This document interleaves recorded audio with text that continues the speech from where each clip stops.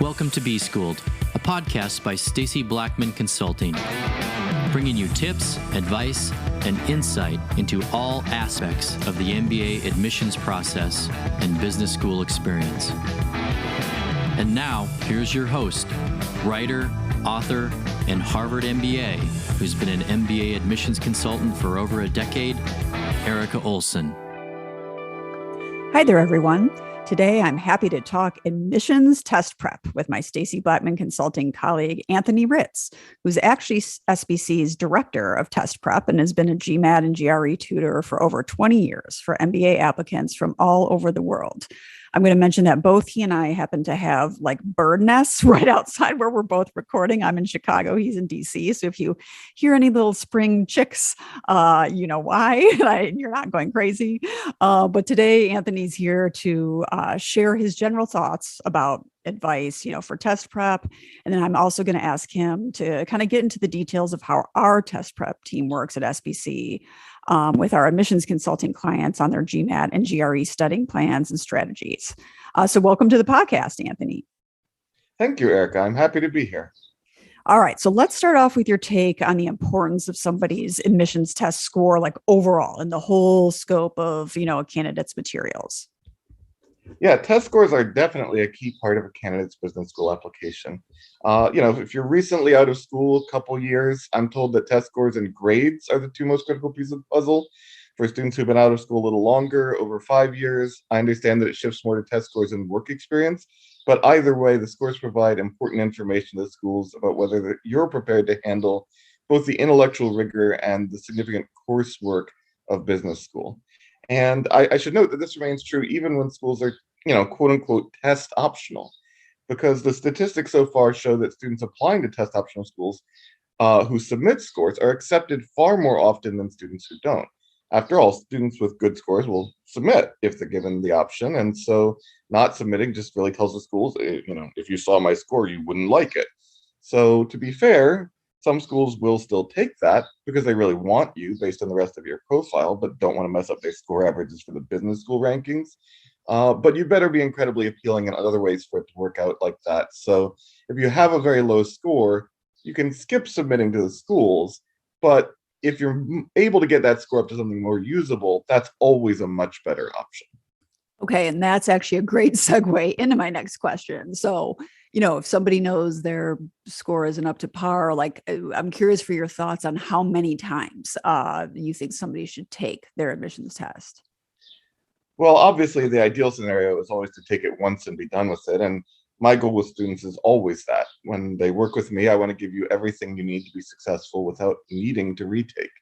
But the reality is these tests are really hard, and there's something that you don't entirely know what you're getting into until you've tried the real thing.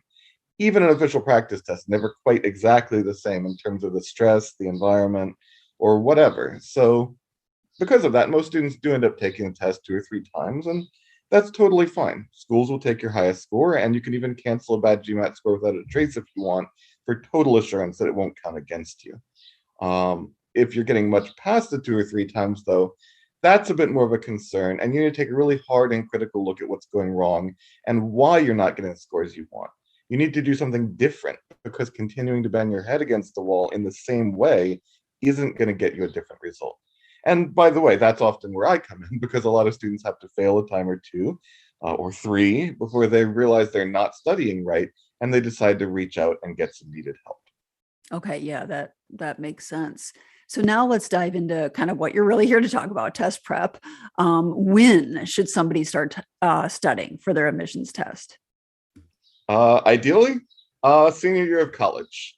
College students are, oh my gosh, I'm so busy. They never quite realize that's probably the least busy they'll ever be again. It's nothing compared to how busy you are in the working world. And of course, your math skills are only going to get less fresh as time goes on. But since doing this during your senior year, I imagine for most of your listeners would probably require a time machine. Let's go with right now. The thing is, if you're already thinking about it, if you're listening to a podcast on, application to business schools, if you're applying is on your radar, the sooner you start, the better, because this is a major commitment. 2 to 3 months minimum for 2 to 3 hours a day on average. And some students will progress slower and need more time. And that's not even counting the fact that, as I already noted, many students will want to take the test more than once. Plus, life does sometimes get in the way. So for some decent subset of students, it could be closer to half a year or even more. And if you wait to the last minute, especially when you also have to devote significant time to other aspects of your application, it can be virtually impossible, even with good tutoring, to get the progress you need. Now, on the plus side, your GMAT is good for 5 years. So if there's any chance you might go to business school in the next 5 years, get it out of the way now and know that you can keep it in your back pocket until you need it. Okay, now let's think about the opposite scenario. If somebody doesn't have that much time before the deadlines for the round they're applying to and the schools they're interested in, what should they do then? Oh my God, panic.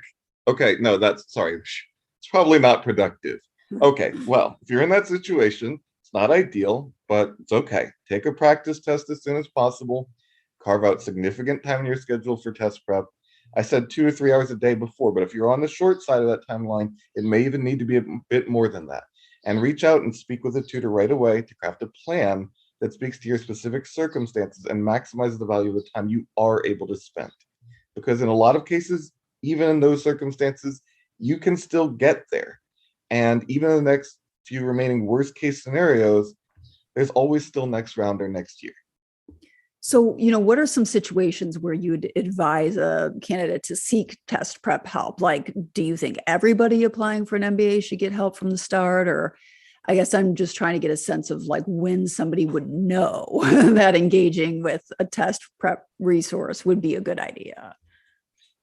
Well, that's a great question and a complicated one at the same time. First of all, look, I'm a believer in tutoring. I've done it for 20 years and I sleep well at night because I truly believe that the work that I do helps people. Almost anyone, at least anyone who isn't already scoring in the 99th percentile on their own, would probably benefit from working one-on-one with an expert instructor. But that said, I understand that individual tutoring isn't cheap. It's a big commitment of both time and money. And I know that as a result, it isn't right for everyone. So if you can get there on your own and save the money, I'm all for it.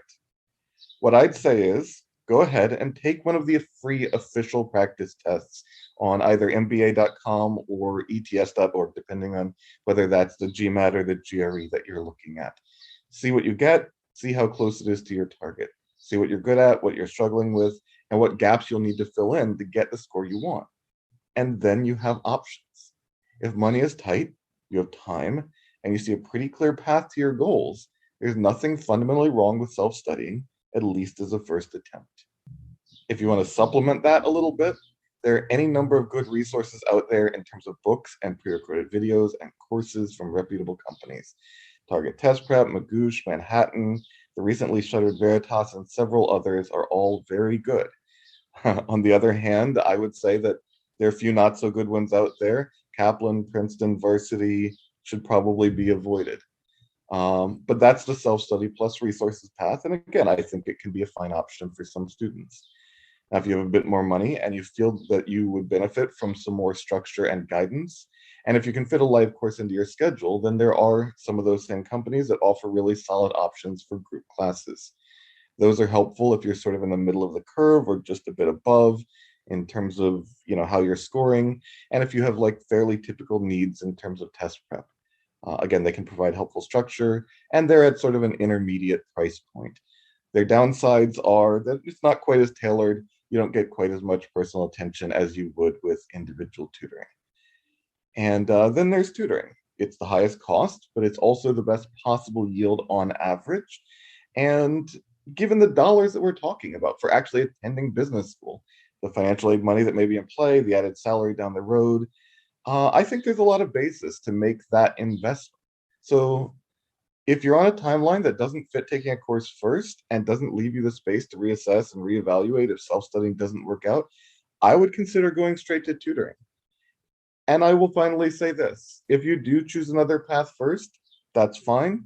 But then if you still need a bit of a nudge or if your score is kind of plateaued, we're always here and we're happy to help you get over that hump or just get you unstuck. Okay, so let's then talk about, how the SBC test prep team goes about working with somebody. Like, what's the typical process? What's included when somebody signs on?